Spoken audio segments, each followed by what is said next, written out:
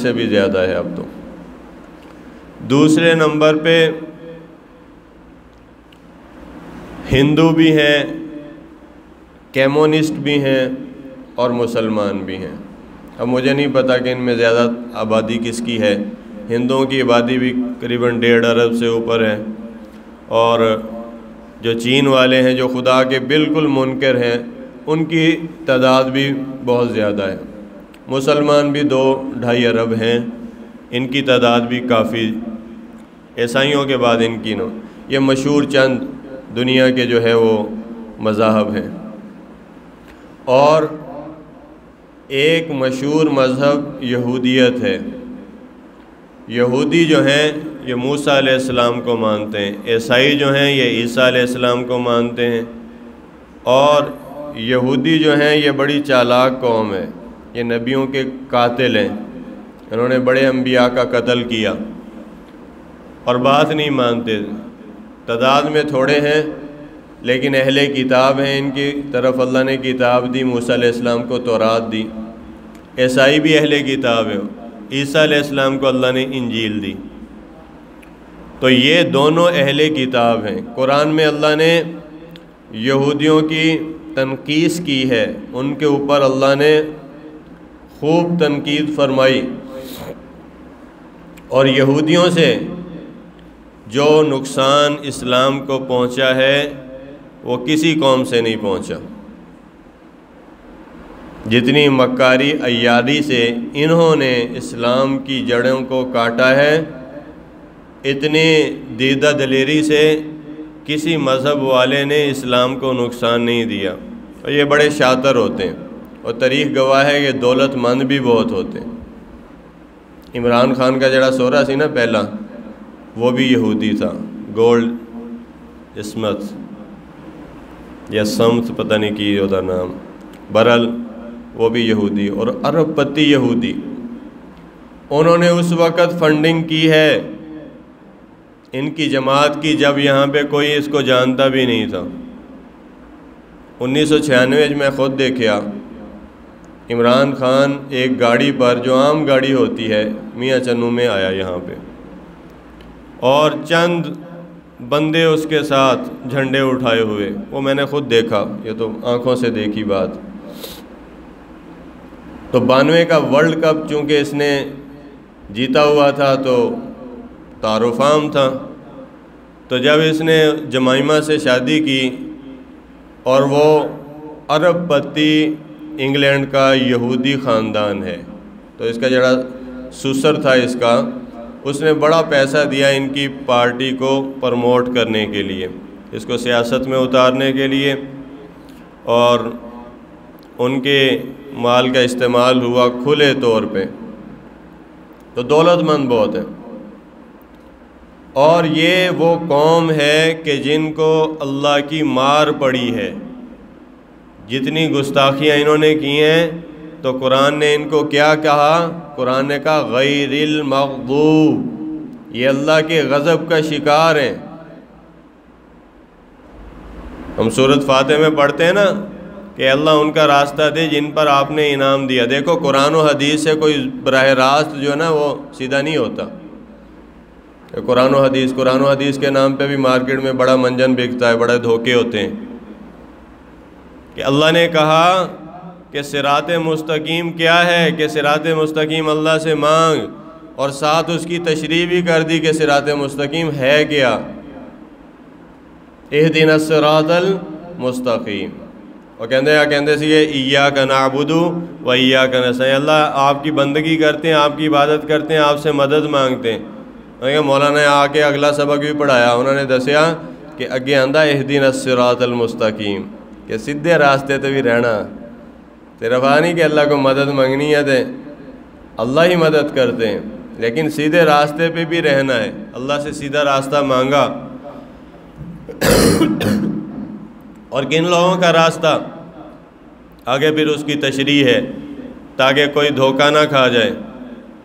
اہدنا الصراط المستقیم، سیدھا راستہ دے، صراط الذین انعمت علیہم۔ ہاں اتنے آ کے پھنس دے لوگ، قرآن و حدیث سے دھوکہ جو کھاتے ہیں نا، اتنے آگے پھر انہوں دی رڑی نکل دی ہے کہ کن کا راستہ؟ اللہ نے یہ نہیں کہا کہ قرآن اور حدیث کا راستہ، اللہ نے کہا ان لوگوں کا راستہ مانگو جن پہ اللہ نے انعام کیا ہے، جو علماء ہیں، صلحاء ہیں، اتقیاء ہیں، اللہ کے خوف والے ہیں، تقوی والے ہیں، للہیت والے ہیں، اخلاص والے ہیں، عمل والے ہیں، ان کے اندر جرت کردار ہے، ان کی جوانی میں پاک دامنی ہے، ان کے چہرے اللہ کی رحمت کے نور سے روشن ہیں، ان کی زندگیاں مہکتے پھول کی طرح معاشرے پہ اثر انداز ہیں، ان کی جلوت، ان کی خلوت، ان کے معاملات، ان کا لین دین، ان کی گھر کی زندگی، ان کی باہر کی زندگی گواہ ہے کہ یہ سچے مسلمان ہیں، پکے اللہ کے ولی ہیں۔ ان لوگوں کا راستہ جن پہ اللہ نے انعام کیا، اور پھر ساتھ آگے اس کی مزید تشریح کی کہ اے اللہ لوگ دھوکہ نہ کھا جائیں کہ کیا ہے کہ وہ لوگ صراط الذین انعمت علیہم غیر المغضوب علیہم ولا الضالین، کہ اے اللہ ان کا راستہ نہ دینا ہمیں کہ جو گمراہ ہو گئے یعنی عیسائی، اور جن پہ تیرا غضب ہوا یعنی یہودی، جن کی میں بات کر رہا ہوں، جن پہ تیرا غضب ہوا، اللہ کا عذاب ان پہ اترا، تو ان کا راستہ نہیں چاہیے ہمیں یا اللہ، ہمیں تیرے ان محبوب بندوں کا راستہ چاہیے کہ جن پہ تیرا انعام ہو گیا۔ تو اس لیے علماء نے لکھا ہے کہ ان لوگوں کے ساتھ ہونا کہ جن پہ اللہ کا انعام ہے، تو انشاءاللہ کام بن جائے گا، کام بن جائے گا۔ اور یہ وہ قوم ہے جو کہتی تھی کہ ہم اللہ کے پیارے ہیں، نبیوں کی مخالفت کرتے تھے اور رسول پاک صلی اللہ علیہ وسلم کی مخالفت کی، لیکن کہتے تھے کہ اصل تو حق پہ ہم لوگ ہیں۔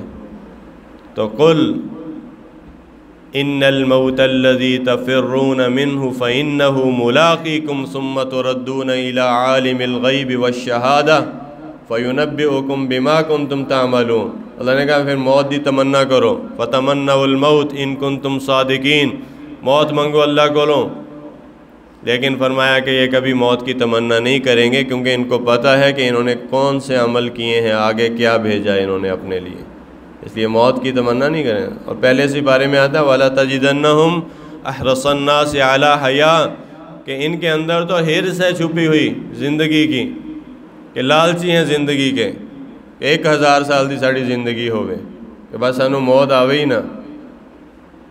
اور جو اللہ کے ولی ہوتے ہیں وہ موت کو محبوب رکھتے ہیں، وہ گھبراتے نہیں ہیں۔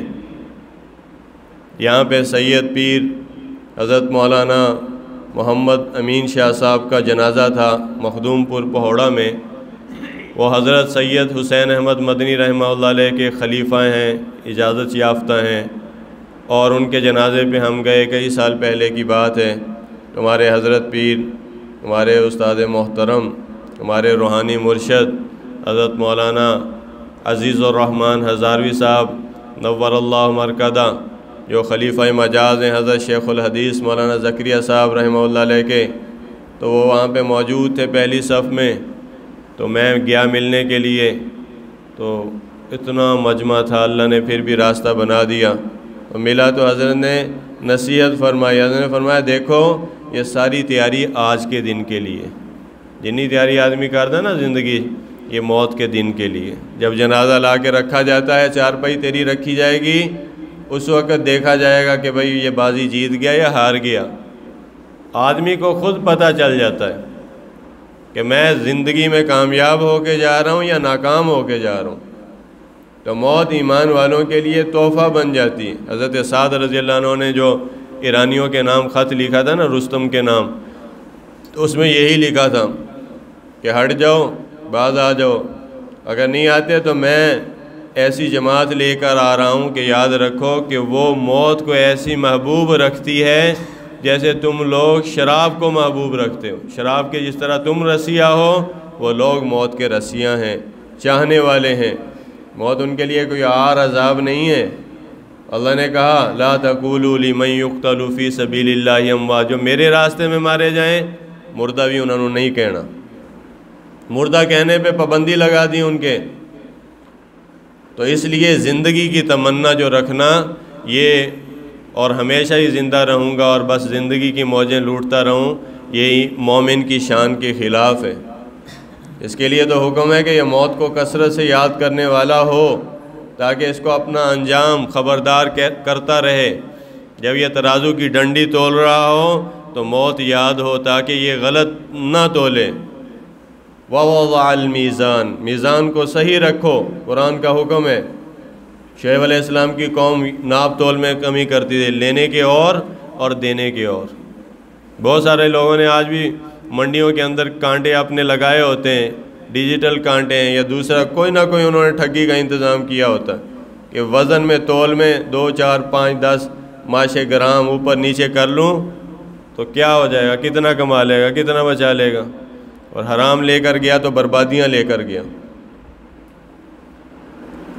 تو اس لیے کہا کہ موت کو جو کثرت سے یاد کرتا ہے وہ سچی بات کرے گا، جھوٹ بول کے چکر بازی نہیں دے گا۔ موت یاد ہے اس کو موت یاد ہوگی حلال لے کر آئے گا، حرام لے کر نہیں آئے گا۔ موت یاد ہوگی تو انشاءاللہ نمازوں کی حفاظت کرے گا۔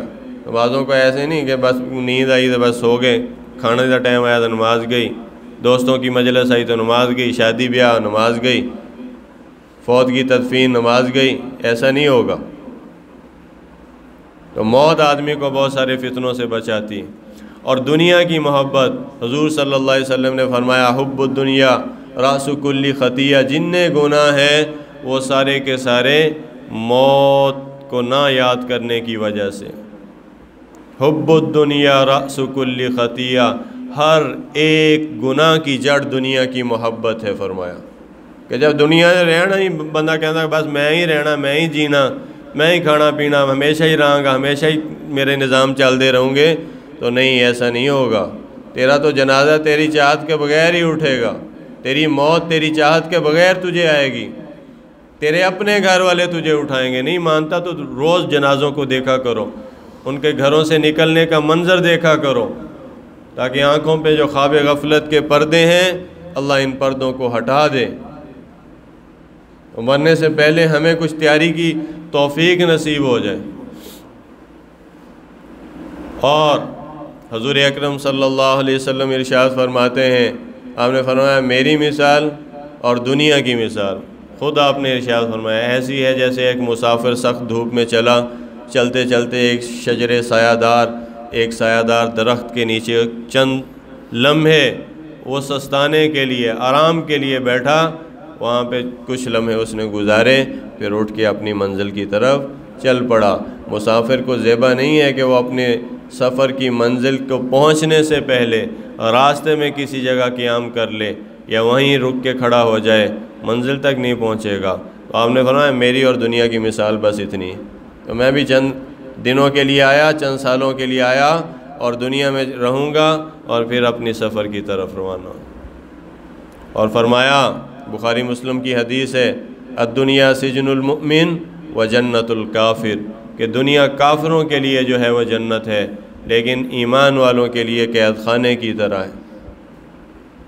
یہ نہیں ہے کہ ان کو جو دل پریشان، مومن کا دل مطمئن رہتا ہے، لیکن دل اس کا آزادی کی طرف، کہ قید خانے میں جو قیدی ہوتا ہے اس کا ہر وقت، ہر لمحہ، ہر لحظہ اس کا خیال دھیان جو ہے وہ آزادی کی طرف ہوتا ہے۔ کس وقت مجھے آزاد کیا جائے اور میں جاؤں، باہر نکلوں، آزاد فضاؤں کا جو مزہ لوٹوں، تو وہ باہر لگا رہتا ہے اس کا دھیان۔ اور پھر فرمایا کہ کن فی الدنیا کا انکا غریب او عابر سبیل او کما قال علیہ السلام، بخاری شریف کی حدیث ہے، آپ نے فرمایا دنیا میں اس طرح رہو جیسے کوئی مسافر رہتا ہے، مسافرانہ حیت کے ساتھ رہو، تاکہ تمہیں پتہ چلے کہ تم سفر میں ہو اور تمہیں اپنی منزل یعنی قبر تک پہنچنا ہے، اور اس کے لیے جد و جہد کرتے رہو، مسافروں کی طرح زندگی کو۔ مومن کی شان ہے۔ اچھا یہ بھی بتاؤں آپ کو، آج 80% 70% جو پریشانیاں نا وہ صرف اسی لیے کہ دماغوں پہ ہم نے دنیا کو اتنا سوار کر لیا ہے کہ جب وہ نظر نہیں آتی چیز تو پھر ڈپریشن میں چلے جاتے ہیں۔ ایک دوست آئے، ان کی بچی نے امتحان دیا، وہ میڈیکل کا مطلوبہ نمبروں سے کچھ نمبر کم آ گئے، وہ کہتے جی اب پریشانی میں، ٹینشن میں چلے گی بچی، اور ٹینشن اتنا لے گی ذہن پہ اثر ہو گیا۔ میں نے کہا اللہ کے واسطے اتنا نہ ان پہ سوار کر دو دنیا کو، ڈاکٹر نہ بنے تو کیا موت آ جائے گی؟ ڈاکٹر نہیں بنیں گے تو گزارے نہیں ہوں گے کیا؟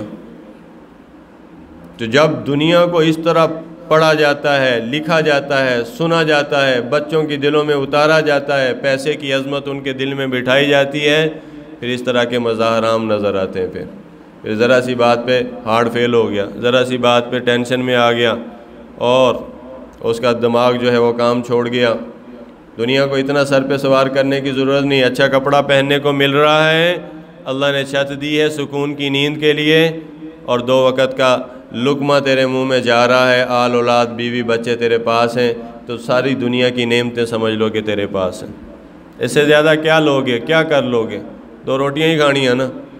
تو ایسے خام خواہ اپنے آپ کو مصیبت میں ٹینشن میں مت ڈالو۔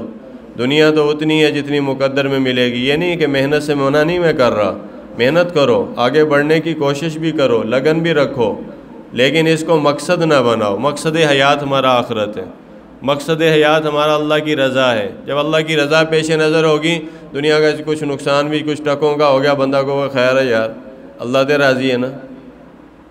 حضور صلی اللہ علیہ وسلم کی زندگی کا سب سے سخت دن طائف کا تھا، پتھر پڑے، آپ کا خون مبارک نکلا، اور اتنی پریشانی کے عالم میں، اتنی تکلیف کے عالم میں آپ اللہ سے دعا کر رہے ہیں کہ اے اللہ اگر آپ راضی ہیں تو مجھے کوئی پرواہ نہیں، اگر تو راضی ہے نا تو مجھے اس تکلیف کی کیا پرواہ۔ مجھ پہ یہ تکلیف گزر گئی، یہ خون بہہ گیا، یہ زخم لگ گئے، مجھے بے وطن کر دیا گیا، انہوں نے اپنے علاقے سے نکال دیا، گالیاں پڑیں، یہ تکلیف پھر کوئی معنی نہیں رکھتی اگر آپ میرے ساتھ ہیں، اگر آپ میرے سے راضی ہیں تو پھر مجھے اس کی پرواہ نہیں ہے۔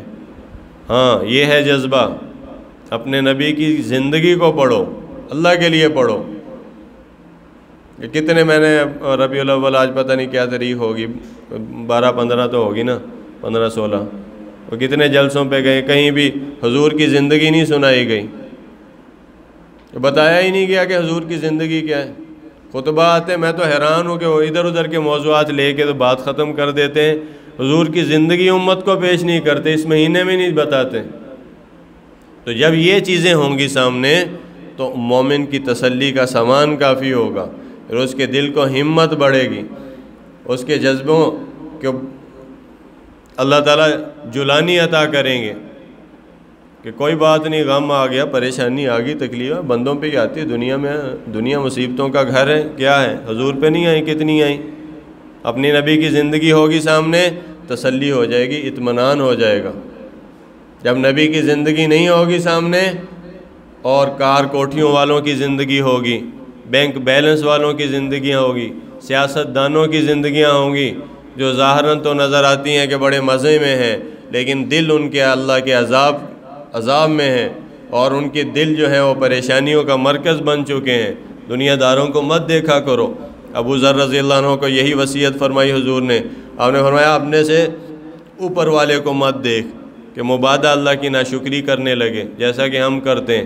ہماری نظریں ہیں اوپر کے سٹیٹس کے لوگوں پہ، ان کے گھروں پہ، ان کی گاڑیوں پہ، ان کے نظام زندگی پہ، اسی لیے مایوسی کا شکار جلد ہو جاتے ہیں۔ آپ نے فرمایا ابو ذر اپنے سے نیچے والے پہ نظر کرنا، پھر شکر ادا ہوگا کہ جو کچھ اس کو نہیں اللہ نے دیا وہ مجھے دیا ہے، مجھے اللہ نے اس سے بہتر بنایا۔ شیخ سعدی مسجد میں آئے، جوتی گم ہو گئی، تو ابھی بڑی مصیبت ہوندی کہ مسجد جو جوتی چکی جاوے۔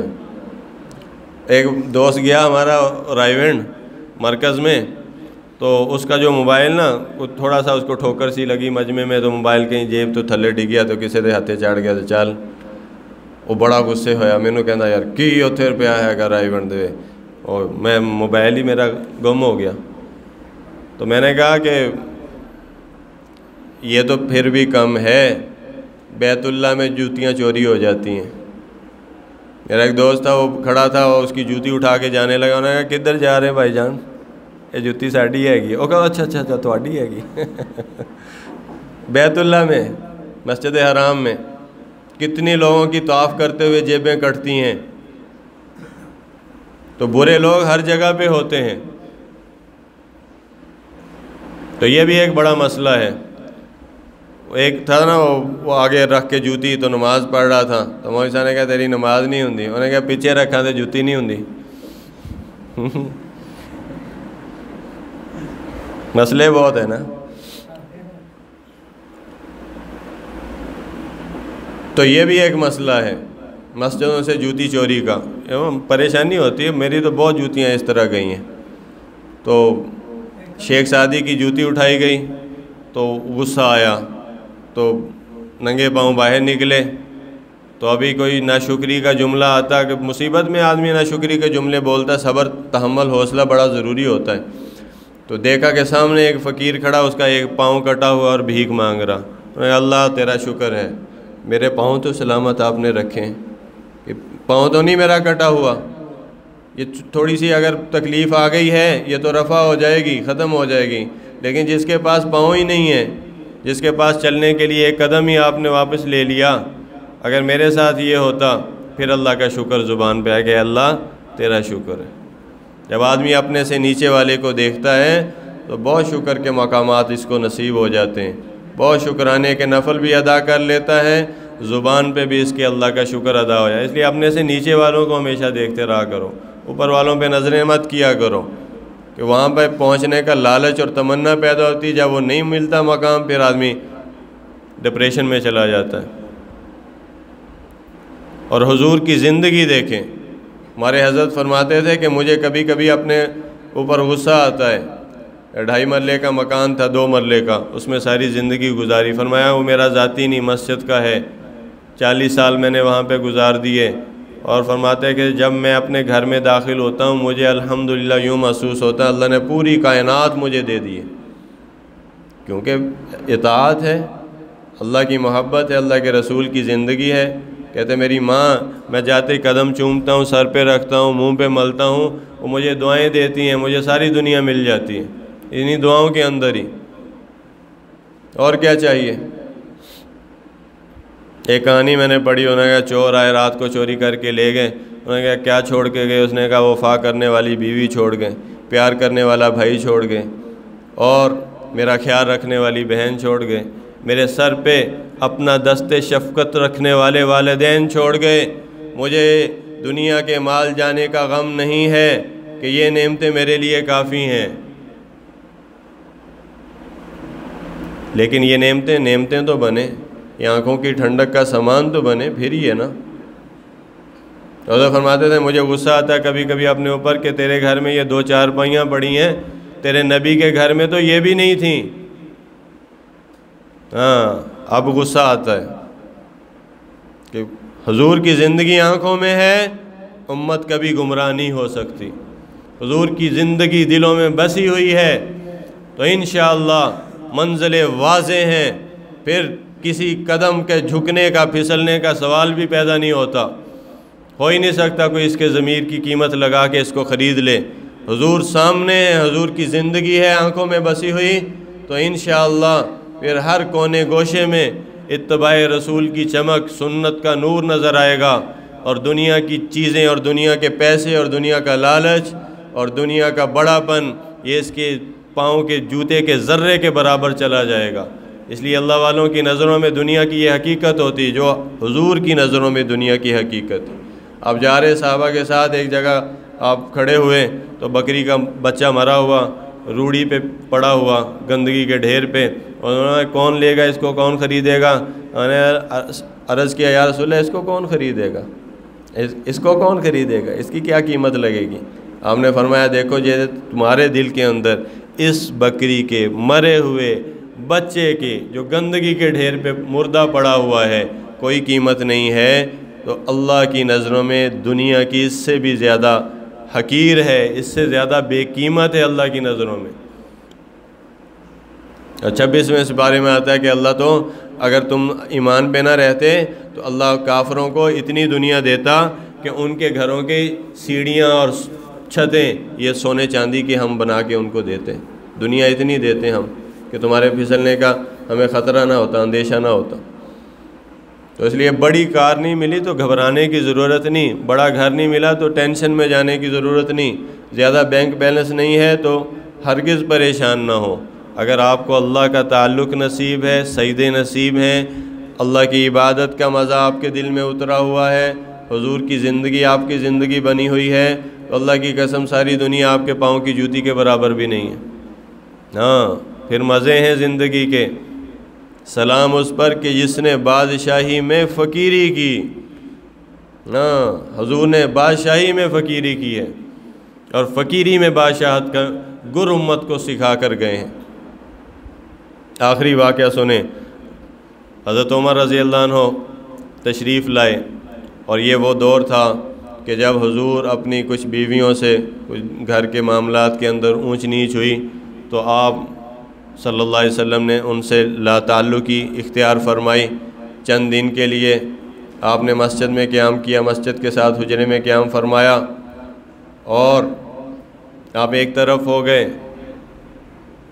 تو جب یہ صورتحال ہوئی، حضور کی ناراضگی کی اور صحابہ کو پتہ چلا تو غم کی ایک فضا تھی۔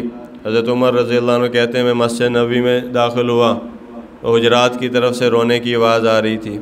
میں مسجد نبوی میں داخل ہوا تو صحابہ بھی کچھ بیٹھے آپ کے غم میں رو رہے تھے، آپ کی تکلیف پہ صحابہ بھی رو رہے تھے، تو مجھے بھی رونا آ گیا، تو میں بھی ایک طرف ہو کے بیٹھ گیا، اور پھر میں اٹھا، برداشت نہیں ہوا تو میں نے حضرت رباح رضی اللہ عنہ ایک غلام ہیں حضور کے، تو وہ باہر بیٹھے تھے حضور کے حجرے کے، تو میں نے کہا کہ جاؤ اندر جا کے سلام بھی کہو اور میرے لیے اجازت بھی مانگو کہ میں حضور سے ملنا چاہتا ہوں۔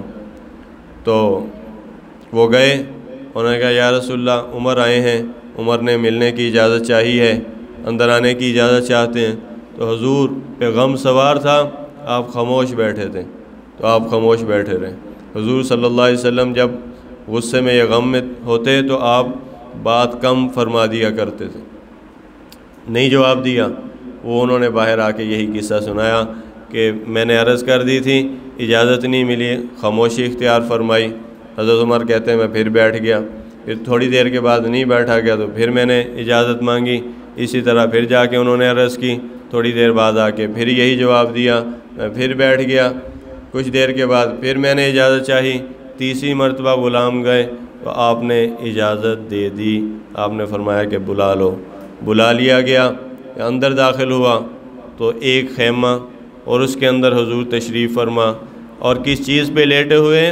ایک بوریے پہ، ایک بوریے پہ حضور لیٹے ہوئے، اور یہ جیسے بنیان ہم پہنتے ہیں نا تو کپڑا اوپر کر لیتے ہیں، تو حضور صلی اللہ علیہ وسلم کا جسم مبارک کا یہ حصہ نظر آ رہا تھا، تو آپ یوں کر کے لیٹے ہوئے تھے، تو آپ اٹھ کے بیٹھ گئے، اور جب تھوڑا سا آپ نے رخ ادھر کو بدلا تو آپ کی پشت مبارک پہ، پیٹھ مبارک پہ اس بوریے کے نشان نظر آئے۔ نرم و نازک جسم، خوبصورت جسم، گورا رنگ، چمکتی ہوئی جلد، حضور جیسا کون ہو سکتا ہے؟ اظہر اللون، کلیوں کی طرح چمکتا تھا رنگ حضور کا، اور اس پہ وہ بوریے کے واضح نشانات جب نظر آئے تو مجھ سے رہا نہیں گیا۔ میں نے ادھر ادھر دیکھا تو خیمے میں ایک طرف 3-4 چمڑے پڑے ہوئے تھے بغیر رنگے ہوئے، وہ چمڑے کے ٹکڑے پڑے تھے، اور ایک کونے میں چند مٹھی جو کے دانے پڑے تھے، بس ٹوٹل سامان، کل پراپرٹی کائنات کے شہنشاہ کی، یہ سامان لے کر حضور تشریف فرما۔ تو یا رسول اللہ قریب آیا، کچھ محبت کی باتیں کی، کچھ ہنسانے کی بات کی کہ یا رسول اللہ جب ہم مکہ میں تھے تو ہم عورتوں پہ غالب آتے تھے، ہم ان پہ غالب رہتے تھے، مدینہ میں آئے تو ماحول مختلف تھا، یہاں عورتوں کی زیادہ چلتی تھی، تو اس پہ حضور صلی اللہ علیہ وسلم نے تبسم فرمایا، آپ کا دل خوش ہوا، کچھ آپ کے چہرے پہ مسکراہٹ آئی۔ تو میں نے یہ حال دیکھا تو میری آنکھوں میں آنسو آ گئے، اور میں نے عرض کی یا رسول اللہ آپ اللہ سے دعا کریں، آپ اللہ سے دعا کریں کہ یہ اللہ کے نافرمان کیسر و کسریٰ، ایران اور روم کے بادشاہ، یہ اپنی بادشاہتوں میں مست، یہ اللہ کے نافرمان بھی ہیں، اللہ نے اتنی دنیا ان کو دی ہے، تو آپ بھی اللہ سے دعا کریں کہ اللہ آپ کو بھی وسعت عطا فرمائے، یہ تو ہے نافرمانی کے باوجود ایسی عیاشی کی زندگی گزاریں، اور آپ اللہ کے محبوب ہو کر اس حالت فقر میں ہوں۔ تو آپ نے جب یہ کہا تو حضور جو ہے نا وہ ٹیک لگا کے بیٹھے ہوئے تھے، لیٹے ہوئے تھے تو یوں کر کے آپ اٹھ کر بیٹھ گئے۔ جب کوئی اہم بات کرنا ہوتی ہے آدمی لیٹے لیٹے نہیں کرتا، تنبیہ کرنی ہوتی ہے تو اٹھ کے بیٹھ جاتا ہے۔ حضور صلی اللہ علیہ وسلم اٹھ کے یوں کر کے آپ نے یوں کر کے ٹیک چھوڑی، اٹھ کے آپ سیدھے ہو کے بیٹھ گئے۔ آپ نے فرمایا عمر کیا ابھی تک دھوکے میں پڑے ہوئے ہیں؟ ابھی تک دھوکے میں ہو؟ اور کیا اس بات پہ راضی نہیں ہے کہ وہ دنیا لے جائیں اور ہمارے لیے آخرت ہو؟ یہ طیبات ان کو دنیا میں مل گئیں، ہمارے لیے آخرت میں اللہ نے رکھی ہیں، وہاں پہ ان کا کوئی حصہ نہیں ہے۔ ہاں وہاں پہ ان کے لیے کچھ نہیں ہوگا، یہ ایمان والوں کو دی جائیں گی نعمتیں، لیکن دنیا کا معاملہ فرمایا کہ اسی طرح ہے، یہاں پہ گزر بسر کرنی ہے اور ایمان کے اعمال پہ عمل کرتے ہوئے کرنی ہے تو انشاءاللہ کام بن جائے گا۔ تو حضور صلی اللہ علیہ وسلم کی حالت مبارک، اس حالت کے اندر بھی آپ نے تنبیہ فرمائی اور امت کے اندر سب سے بڑے اپنے دوسرے خلیفہ راشد ان کو آپ نے پھسلنے نہیں دیا، ادھر ادھر نہیں ہونے دیا، اور دنیا کا جب تذکرہ آیا تو فوراً آخرت کی یاد دلائی اور ان کو صبر کی تلقین فرمائی۔